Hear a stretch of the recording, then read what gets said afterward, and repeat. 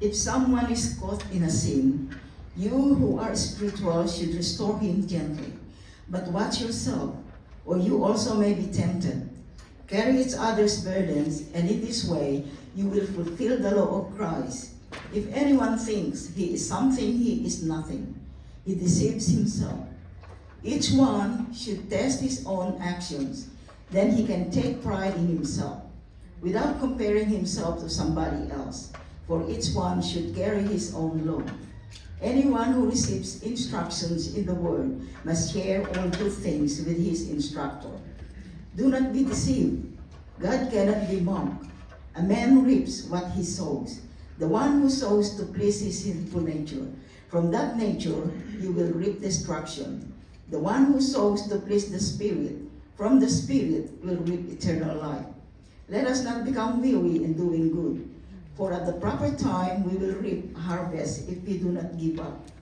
Therefore, as we have opportunity, let us do good to all people, especially to those who belong to the family of believers.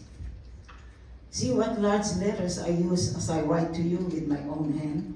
Those who want to make a good impression outwardly are trying to compel you to be circumcised. The only reason they do this is to avoid being persecuted for the cross of Christ. Not even those who are circumcised obey the law, yet they want you to be circumcised that they may boast about your flesh. May I never boast except in the cross of our Lord Jesus Christ, through which the world has been crucified to me, and I to the world. Neither circumcision nor uncircumcision means anything. What counts is a new creation. Peace and mercy to all who follow this rule, even to the Israel of God. Finally, let no one cause me trouble, for I bear on my body the marks of Jesus.